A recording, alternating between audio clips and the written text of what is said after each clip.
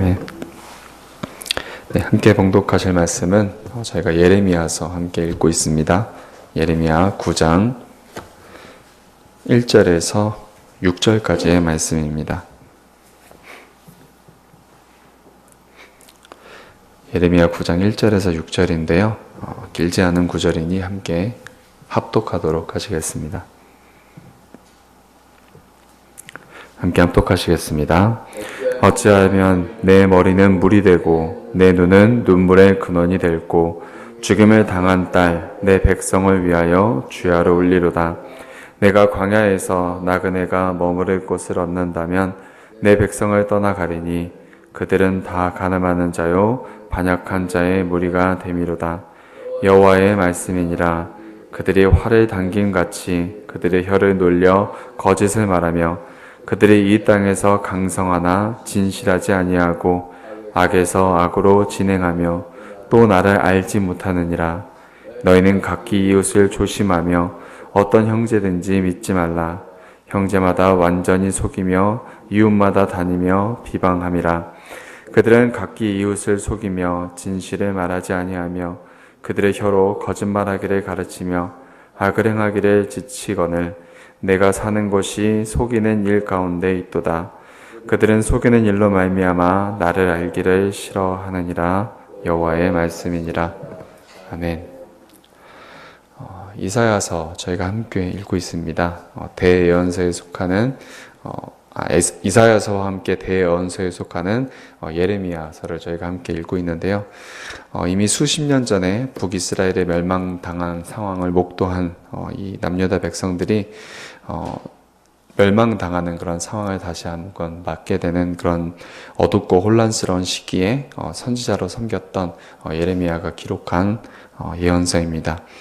오늘 함께 읽게 된 예레미야 9장은 전반부에는 예레미야가 그 백성을 바라보면서 하는 그런 탄식이 담겨져 있고 저희가 함께 읽지는 않았지만 후반부에는 하나님께서 유다 백성들에게 자신이 사랑과 공의를 행하는 자이다라는 것을 알리시면서 우리가 주님께 돌아오기를 원하시는 그런 메시지가 담겨져 있습니다. 사실 예레미야서를 비롯한 예언서들을 보시면 긴 글로 다루기에는 그 글의 내용의 요약을 보면 굉장히 간단한 요약을 가지고 있습니다. 유다의 범죄, 그리고 하나님의 진노, 회개의 촉구, 하나님의 심판 내용, 그리고 하나님께서 회복하신다는 그런 예언의 내용이라는 이런 간단한 원리에 의해서 원리가 전해지고 있습니다. 하지만 예레미야는 이 같은 간단한 내용들을 긴 이야기, 그리고 다양한 비유, 다양한 글로써 담고 있는데 52장이라는 긴 내용으로서 담고 있습니다. 그 이유는 이 선지서를 읽는 성도들에게 단지 너희가 범죄한 자라는 그런 사실을 알려주는 것, 그리고 죄를 회개하는 것, 하나님께로 돌아와야 한다는 것, 하나님께서 용서하시고 구하신다는 그런 사실을, 그런 정보들을 우리에게 알려주고자 하는데 멈추는 것이 아니라 그 목적이 어떻게 보면은 더 나아가서 하나님의 마음과 생각에 공감하고 그 마음에 대해서 통회하면서 그들에게 믿음을 주기 위함이라는 것을 우리가 그 길이 때문에라도 우리는 알 수 있게 됩니다. 드라마나 영화 같은 것을 조금 비유할 수 있을 것입니다. 무슨 말이냐면 드라마에 담겨져 있는 내용은 사실상 그렇게 많지는 않습니다. 남녀 사이에 변하지 않는 사랑이라든지 어려움을 이겨내는 그런 사람의 아름다운 모습들, 그런 것들을 보여주면서 그 드라마에서든 어떤 영화에서든 드러내고자 하는 그런 내용은 그렇게 많지는 않습니다. 우리가 잘 아는 그런 사실들을 담고 있고, 만약에 드라마를 정보로만 생각한다면 그렇게 오랜 시간 동안 본다는 것이 무의미하고 조금 무가치한 일일 수도 있습니다. 그 뻔한 사실들을 때로는 16회 미니 시리즈로, 어떨 때는 52회라는 긴 52시간이나 할애하는 그런 시간으로서 방영됩니다. 드라마도 이런 뻔한 이야기를 반복하는데 시청자들은 그것을 보면서 지겨워하거나 지루해하거나 하지 않습니다. 왜냐하면 시청자들이 드라마를 통해서 얻고자 하는 것은 어떤 정보를 얻고자 하는 것이 아니라 그것을 통해서 그 주인공들과 함께 공감하고 또한 그 드라마와 함께 같이 감동을 누리길 원하고, 그것을 통해서 남녀 사이의 사랑은 이렇게 변하지 않는 거구나, 그런 것에 대한 믿음이랄까, 아니면 권선징악에 대한 믿음이랄까, 그런 믿음의 확신들을 다시금 얻고자 하는 그런 생각 때문입니다. 예레미야서와 같은 그런 예언서도 이게 구조적으로는 드라마랑 비슷한 구조를 가지고 있습니다.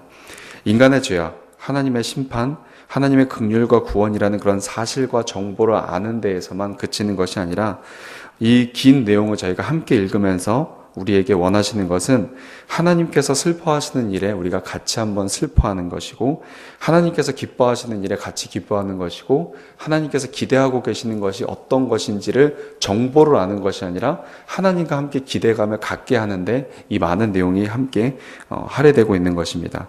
같이 기뻐하고 같이 기대하자는 그런 공감과 믿음을 어떻게 하면 목적을 가지고 우리에게 선포되고 있는 것입니다. 1절에서 보시게 되면 예레미야는 자신의 눈물이 너무 많이 나와서 자기의 머리가 물과 같다라고 이야기를 합니다. 흔히 생각하시면 정수기 위에 있는 그 정수기 물통을 생각하시면 될 것입니다. 이게 수도꼭지를 열면 계속해서 물이 흐르듯이 자신의 눈에서는 계속해서 눈물이 철철 흘러 넘치고 있다라면서 자신이 민족의 죄악에 대해서 슬퍼하고 있다는 사실을 알려주고 있습니다. 식당의 정수기의 물처럼 아침 저녁 이렇게 종이토록 흘러내리는 그런 눈물이 유다 백성들을 바라보면서 계속해서 나오고 있다라고 말하는 것입니다. 예레미야가 유다를 위해서 우는 이유를 알기는 우리가 그렇게 어렵지 않습니다. 9장에서도 알 수 있고 그 앞장에서 나오는, 그러니까 저희가 9장 1절부터 6절까지 읽었잖아요. 그러니까 그 앞장의 내용 때문에 예레미야가 이렇게 슬퍼하고 있다, 울고 있다 이렇게 말하는 것인데, 8장 내용에서 조금 더 자세히 나오고 9장에서는 그것을 부연 설명하면서 나오고 있습니다. 8장의 내용 보시게 되면 이런 내용이 있습니다. 10절에 보시면 유다 백성들이 어린아이서부터 큰 자에 이르기까지 다 욕심을 낸다고 이야기하고 있습니다. 그것은 이제 어린아이라고 조금 욕심을 내는 것이 아니라 어린아이도 욕심을 내고 어른도 욕심을 내고 할아버지도 욕심을 낸다는 겁니다. 선지자와 제사장들이 앞서서 선을 행해야 될 그런 사람들, 정직을 말해야 될 사람들이 거짓을 행하고 있다고 이야기합니다. 백성들의 상처를 가벼이 여기고 있다고 합니다. 백성들이 여러 가지 포악자로 인해서 누군가 악을 행한 것 때문에 상처를 많이 받고 있는데, 그 상처를 그 상처 아무것도 아니야, 평안해라, 너희들은 평안한 때를 살고 있다, 이렇게 속이고 있는 것입니다. 또한 가증한 악을 행하고 있는데도 불구하고 행하고 있는 그 악에 대해서 아무도 부끄러워하고 있지 않다라고 12절에서 설명하고 있습니다. 그리고 9장에서도 같은 모습이 묘사됩니다. 유다 백성들은 거짓을 말하는 백성으로, 또한 그들 안에 진실이 없고 그들의 행위가 악에서 악으로 계속해서 악이 반복돼서 진행되고 있다고, 그래서 결론적으로는 그 백성들이 하나님을 알지 못하고 있다라고 함께 읽었던 9장 3절에서 이야기하고 있습니다. 그리고 3절에서 아까 말했던 세 가지 악한 모습, 즉 거짓을 말하는 백성, 그래서 진실이 없는 것, 그리고 악에서 악으로 진행되는 것, 또 하나님을 알지 못하는 것, 이 세 가지의 악이 4절, 5절, 6절 한 절씩 이렇게 나누어서 자세히 설명해 주고 있습니다. 먼저 3절에 그 진실이 없다는 것, 그것을 볼 때에는 거짓을 말하기 때문에 그들에게 진실이 없는 것인데, 그들이 거짓을 말하고 진실이 없기 때문에 어떤 형제든지 믿지 못하고 이웃을 믿지 못하고 형제마다 서로 완전히 속이는 자로 있다고 4절에서 이야기하고 있습니다. 그래서 이웃마다 서로 거짓으로 비방합니다. 그게 무슨 말이냐면 자신의 이익 혹은 질투 때문에 사람들을 속이고 서로의 명예 그리고 마음 그리고 그들의 재산까지도 해치는 그런 비방을 일삼았던 것이 이들이라고, 이스라엘 백성들이라고, 유다 백성들이라고 말을 하는 것입니다. 이것을 보실 때 이때 당시에 사람들만 생각하는 것이 아니라 지금 뉴스에서 흔히 나오고 있는 그 일들도 같이 생각하시고 우리들 주위에 나오고 있는 그런 비방들과 미움들도 같이 생각하셨으면 좋겠습니다. 또한 각기 이웃을 속이면서 진실을 말하지 않고 혀로 거짓말하기를 가르침으로 악을 행하기에 지칠 정도라고 5절에서 이야기하고 있습니다. 즉 악에서 악으로 진행되는 것인데, 장사하는 사람이 가격을 속이지 않고는 팔 수 없다라고 이야기를 하면서 거짓말을 해야 잘 살 수 있고 거짓말을 해야 먹고 살 수 있다고 거짓을 가르치고 있다는 겁니다. 거짓을 행하고 있는 것으로도 이미 악이 만연한데 가르치는 자들이 거짓을 가르치고 있다라고 생각을 한다면 그것이 얼마나 악이 큰가라는 것을 우리가 알 수 있습니다. 그들의 민족은 악을 반복해서 행함으로 오늘도 악을 너무 많이 행했어 라고 지칠 정도가 되었다라고 5절에서 이야기하고 있습니다. 이처럼 유다 백성은 악한 일을 계속해서 반복하고 거짓과 속이는 일로 가득하기 때문에 결론적으로는 여호와 하나님 알기를 싫어하게 됩니다. 그것이 6절 마지막에 있는 내용입니다. 왜냐하면 하나님은 공의의 하나님이시기 때문에 하나님을 알면 알수록 하나님의 공의 때문에 자신의 거짓을 줄여야 되고 자신의 비방을 멈춰야 합니다. 그것을 멈춰야 하기 때문에 그들은 하나님을 알고 싶어 하지 않게 되는 것입니다. 거짓과 탐욕을 싫어하시는 그 하나님을 알기를 꺼려하는 것입니다. 속이는 재물을 거절하는 분이시라는 것을 알면 알수록 너무나 괴롭기 때문에 그런 하나님 알기를 거절하는 것입니다. 하나님께서 공의로 심판하신다는 그 사실이 유다 백성에게는 껄끄러운 내용이고 죄악을 행하는 우리들에게도 껄끄러운 내용이기 때문에 하나님에 대해서 가볍게 아는 것은 원할지 몰라도 하나님에 대해서 바로 알기를 꺼려하는 것이 바로 유다 백성들의 모습이었고 현대 우리의 모습이기도 합니다.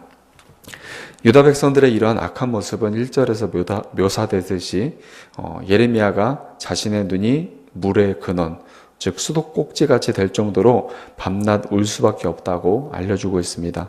오직 그들을 위해서 우는 것이 얼마나 괴로웠고 가슴이 아팠으면 2절에서 이렇게 이야기하고 있습니다. 자신을 그렇게 울게 하는 자기 백성을 자기가 떠나고 싶다고 이야기합니다. 여러분들도 아시겠지만 이렇게 조금만 한 몇 시간만 울어도 사람이 굉장히 지치거든요. 근데 예레미야 같은 경우는 자기가 눈을 뜨면서 볼 때마다 백성들의 악과 백성들이 속이고 속이는 것, 서로 비방하면서 서로 상처 주면서도 허허허 웃고 있는 그런 모습들이 예레미야는 너무나 가슴이 아파서 울었는데 그 우는 것이 너무나 괴로워서 2절에서 이렇게 하는 것입니다. 내가 너희들을 볼 때마다 마음이 너무 아프고 눈물이 너무 많이 나와서 광야라 할지라도, 광야는 아무도 없는 곳이거든요. 아무도 없는 그곳에 나가서 내가 사람이 살 수 있는 곳만 거기에 형성이 된다면, 내가 머무를 수만 있는 곳이 형성된다면 내가 그곳에 있기를 원한다라고 말을 하는 것입니다. 하나님을 반역하고 간음하고 제약된 그들을 보면서 보면 볼수록 눈물밖에 안 나오기 때문에 그들을 떠나서 광야 한가운데서 혼자 외롭든 배고프든 그냥 그곳이 사람이 살 수 있는 곳이라면 내가 차라리 그곳에 있기를 원한다라고 말할 정도로 그가 너무나 많은 눈물 때문에, 많은 고통 때문에 괴로워하고 있다고 이야기하고 있습니다. 사실 유다 민족이 이렇게 아무리 많은 악을 행한다 할지라도 예레미야가 어린아이와 같이 미성숙한 성도였다면 이렇게 많이 울지 않았을 것입니다. 그들의 악함을 느끼지 못했기 때문에가 아니라 민족의 악함보다 자기의 괴로움이 더 컸기 때문입니다. 성숙한 자녀를 생각하시면 성숙한 자녀는 그 부모의 마음을 헤아립니다. 하지만 철없는 자녀는 그 부모의 마음을 헤아리기보다는 자기의 어려움, 자기의 문제에 더 집착합니다. 예를 들면 부모님이 생활이 어려워서 돈을 굉장히 아끼고 있는데 철없는 자녀는 그 부모의 어려움을 외면하고 자기가 갖고 싶은 것을 사주지 않는다는 그 부모를 미워하는 것과 마찬가지로 생각할 수도 있습니다. 성숙한 성도 그리고 철없는 성도도 비슷하게 생각해 본다면 성숙한 성도는 하나님의 마음과 괴로움에 동참할 수 있는 능력이 있습니다. 하지만 철없는 성도는 하나님의 괴로움을 외면할 수밖에 없습니다. 왜냐하면 하나님의 괴로움을 자기가 감당할 수 없기 때문입니다. 그래서 자기의 필요와 고통만을 하나님께 이야기하고 그것을 채워주지 않는 하나님을 원망하게 됩니다. 예레미야를 읽는 성도들도 마찬가지일 것입니다. 성도로서 예레미야서를 읽는 모든 성도들이 예레미야와 함께 눈물을 흘리고 고통스러워하지는 못합니다. 왜냐하면 예레미야의 눈물이 자기와 무관하다고 여기는 경우가 많기 때문입니다. 대부분 현대 성도들은 하나님을 믿는 데 멈춰있는 성도들이 많고 구원받았다는 사실에서 만족하는 성도들이 많다고 합니다. 그래서 어린아이의 신앙, 철없는 신앙에 멈춘 성도들이 많이 있다고 합니다. 기복적이고 이기적인 신앙에 머무는 성도가 다수라고 말을 하고 있습니다. 대부분 자기의 문제만 크게 보고 자기의 문제, 어려움, 고통에만 집착해서 울부짖더라도 자기나 자기 가족의 문제 때문에 울고 있지 자기 민족의 악이나 자기 교회의 문제나 민족의 죄 때문에 울거나 교회의 타락 때문에 울거나 교회의 어려움 때문에 울거나 이웃의 어려움 때문에 울거나 하는 일들은 미성숙한 성도는 가질 수도 없는 것이고 그런 생각을 가지고 있는 성숙한 성도가 찾기 어렵다는 것입니다. 하지만 예레미야서를 주신 하나님께서는 예레미야서를 계속해서 차분하게 읽게 하심으로 성령님으로 하여금 그 마음을 움직이도록 하십니다. 앞서 말씀드렸던 드라마의 의도가 그러하듯이 다양한 이야기, 다양한 표현들, 삶의 이야기로 공감대를 이끌어주면서 미성숙한 자리에 있던 어린아이와 같은 신앙을 가진 자라 하더라도 예레미야를 통해서 표현하는 그런 민족의 슬픔, 그리고 눈물, 그리고 긴 드라마를 읽게 하시면서 함께 분노하게 하시고 같이 슬퍼하게 하시고 같이 기뻐하게 하시고 기대하게 하시고 하나님과 그분의 마음을 함께 느끼게 하면서 나중에 있을 하나님의 약속과 믿음과 기대를 갖도록 하십니다. 저희가 지금 예레미야 9장을 읽었고 앞으로 이제 52장까지 저희가 읽게 될 텐데 계속해서 같은 내용을 다른 표현으로 또 다른 이야기로 다른 마음으로 공감대를 여러분들이 이끌어 갈 것입니다. 이렇게 이끌어가면서 하나님께서 우리에게 요구하시는 것이 무엇이냐면 정보는 우리가 이미 다 알고 있습니다. 하나님께서 이 민족에 대해서 심판하실 것이다. 그리고 이들이 죄악을 짓고 있다. 그것에 대해서 우리는 함께 회개해야 되고 하나님께 돌아가야 한다. 하나님께서 회복을 약속하신다. 근데 그것에 대한 정보가 아니라 우리가 그 마음을 가지고 함께 애통하는 것을 하나님께서 원하신다는 것입니다. 이렇게 하나님께서는 예레미야 선지자의 예언을 통해서 자기 민족의 죄, 그것을 지적하시고 심판, 용서, 회복이라는 그런 익숙한 원리에 대해서 무감각한 자가 되지 않도록 하기 위해서 함께 울고 웃을 수 있는 그런 성도가 되길 원해서 성숙한 성도가 되길 원해서 예레미야서를 통해 이렇게 긴 이야기를 말씀하고 계신 것입니다. 참으로 예레미야서를 읽으면 아시겠지만 슬픈 역사 드라마입니다. 울지 않고는 볼 수 없는 내용입니다. 그리고 그 이야기가 먼 옛날의 이야기가 아니라 우리 현실의 모습이라고 하나님께서는 성령님을 통해서 깨닫게 하실 것입니다. 우리 민족의 이야기이고 우리 교회의 이야기이고 가깝게는 우리 가정의 이야기 또 내 이야기입니다. 그리고 가정을 향해서 눈물로써 기도를 하게 하시고 세상을 바라보면서 눈물로써 기도하게 하십니다. 어떤 사람이 자신의 비방자, 거짓말하는 자라고 하겠습니까? 하지만 입술로는 평화를 말하지만 마음으로는 자기의 이익을 위해 상대방의 해로움을 외면하는 것이 우리의 현실입니다. 8장에서 이것을 너무 자세히 묘사했기 때문에 8장의 내용을 가져온 것입니다. 8장 8절의 내용입니다. 그리고 8장 9절 그리고 10절 그런 내용들을 보시게 되면 그런 내용들도 있습니다. 또한 9장 14절의 내용도 보시게 되면 하나님의 말씀과 법을 알매도 불구하고 그 마음이 완악하여져서 조상들로부터 배운 바알을 따른다라고 이야기하고 있습니다. 하나님의 법이 이것이다라고 가르쳐주고 있는데 돈이 된다면 내 삶에 조금이라도 윤택해진다면 최소한 먹을 것을 걱정하지 않고 살려면 이것은 어쩔 수 없다 하면서 세상과 많이 타협하고 있는 우리들을 지적하고 있습니다. 하나님의 뜻보다는 물질을 따르고 자기의 평안과 쾌락, 안위를 따르는 것이 우리의 현실이다라고 14절에서 지적하고 있는 것입니다. 하나님께서는 이 모든 것을 지적하시고 또한 죄악을 바라보게 하시면서 아비와 어미의 심정으로 이 세상을 바라보길 원하시고 교회를 바라보길 원하시고 내 가정을 바라보길 원하십니다. 내 자녀가 저런 상태라면 내 손주가 저런 상태라면 내 마음이 어떠할 것인가 라고 우리에게 묻고 있는 것입니다.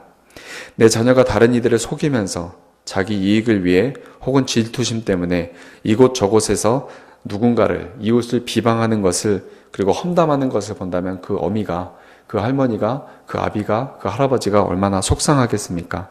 내 자녀가 거짓을 말하면서 이렇게 거짓을 말해야지만 먹고 살 수 있다라고 말을 한다면 그래서 매일매일 악을 쌓고 있다면 그래서 악을 쌓는 것에 지칠 정도가 된다면 그 부모가 얼마나 가슴 아픈지 그것을 느끼도록 하십니다. 그리고 매일 악을 행하기 때문에 공의를 따라 판단하시고 의로서 통치하시는 그런 하나님 알기를 싫어하고 매번 거절하고 말씀 듣기를 괴로워하고 성경책을 덮는 그런 자녀들을 보면서 얼마나 가슴이 아픈가라고 이야기하고 계십니다. 성경을 이 시대에 맞지 않는 말이라고 싫어하는 것을 보라고 6절에서 이야기하고 있습니다.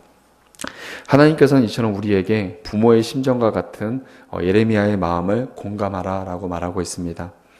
말씀을 마치겠습니다. 예레미야 예언의 말씀의 결론은 애통하라입니다. 이 민족을 위해 애통하라. 또한 교회를 위해 애통하라. 내 가정을 위해 애통하라. 너 자신을 위해 애통하라입니다. 썩어져가는 세상을 보면서 하나님과 반대로 가고 있는 나라를 보면서 하나님의 심판을 피할 수 없을 정도로 악이 만연한 세상을 보면서 마음을 닫고 자기의 유익만을 구할 것이 아니라 내 힘든 것만 하나님께 구할 것이 아니라 애통하면서 하나님께 간구하고 자비하심과 인도하심을 구하라는 것입니다. 오죽하면 17절에 곡하는 분야를 부르라 라고 이야기하고 있습니다. 즉, 그 곡하는 분야를 뒤에는 지혜로운 분야와 그 똑같은 것으로 이야기하는데 그들의 눈에서 눈물이 떨어지게 하고 눈꺼풀에서 물이 쏟아지게 하라. 즉, 곡하는 분야를 불러다가 그들로 하여금 울게 하라라고 이야기하고 있는 것입니다. 죄악된 세상을 살아가면서 썩어져가고 폐역한 그런 세상을 살아가면서 마음이 완약하여져서 세상은 원래 욕심이 많고 악하고 거짓이 가득한 것이니 그냥 세상은 될 대로 되라라고 생각하는 것이 아니라 자기 앞가림만 하는 것이 아니라 그들을 위해서 애통하고 그들을 위해서 슬퍼하라는 것입니다. 그리고 그것이 지혜로운 것이다 라고 말을 하고 있습니다. 애곡하는 분야를 불러서 곡하듯이 이 땅을 위해서 곡하고 이 교회를 위해서 곡하게 하듯이 죄악된 세상에서 웃는 것은 무죄한 것이고 죄악된 세상에서 울면서 하나님의 도우심을 구하는 것이 지혜다라고 이야기하고 있는 것입니다. 여호와 하나님께서는 우리에게 울라고 이야기하십니다. 애통하라고 이야기하십니다. 왜냐하면 그것이 소망을 가져오기 때문입니다. 23절과 24절에 보면 참된 자랑에 대해서 언급하는 구절이 나오는데요. 세상 사람들은 자신의 지혜 그리고 용맹, 부유함을 자랑하고 싶어 합니다. 우리도 자랑까지는 아니어도 지식을 많이 가짐으로 문제를 극복하고 싶어 하고 어떤 어려움에도 굴복하지 않는 그런 용기를 갖고 싶어 하고 어떠한 어려움도 극복할 수 있는 물질의 두둑함을 갖고 싶어 하는 것이 우리들의 현실입니다. 23절처럼 말입니다. 하지만 성도가 자랑해야 할 것은 여호와 하나님을 아는 것이고 여호와 하나님께서 사랑과 정의로 이 땅을 통치하시는 자라는 것을 알아서 살아가야 된다는 것이다 라고 24절에서 가르쳐주고 있습니다. 즉 많은 지식을 가지고 있다 할지라도 용기를 가지고 있다 할지라도 물질을 가지고 있다 할지라도 하나님을 알지 못해서 하나님의 사랑과 정의를 알지 못해서 민족의 죄악과 함께 악에 속해서 사는 것을 하나님께서는 경고하시는 것입니다. 하나님을 알므로 하나님의 사랑과 정의를 생각하면서 민족의 죄악을 가슴 아파하고 죄악으로부터 나오기 위해서 함께 애통하라 라고 말하고 있는 것입니다.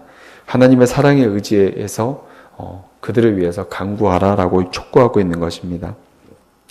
작은 자로부터 큰 자 이르기까지 욕심으로 가득한 이 세상을 위해서 간구해야 되는 것이고 백성들이 서로에게 악행함으로 서로 상처 주고 있는데도 그 상처를 가볍게 여겨서 우리는 문제 없어. 그냥 이대로 살아도 괜찮아.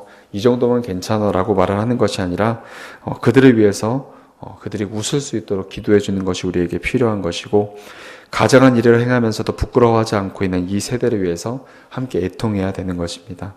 우리가 이 예레미야서를 읽으면서 우리가 가져야 될 그 민족을 위한 애통 그리고 교회를 위한 애통 그리고 내 가정을 위한 애통을 항상 가지면서 오늘 이 시간 함께 기도하실 때 하나님의 자비하심을 구하는 그런 애통하는 기도가 우리들 마음속에 하나님께서 주시기를 간구하길 바랍니다.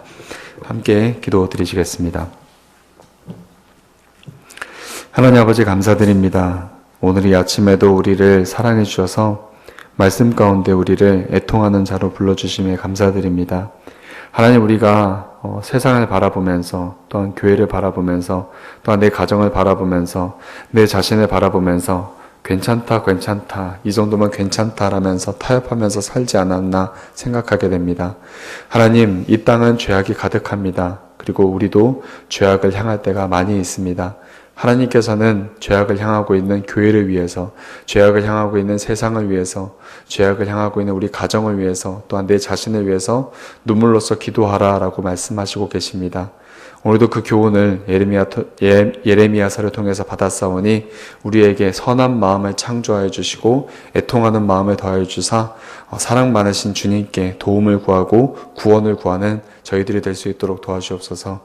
모든 것 감사드리며 예수님 이름으로 기도드렸습니다. 아멘.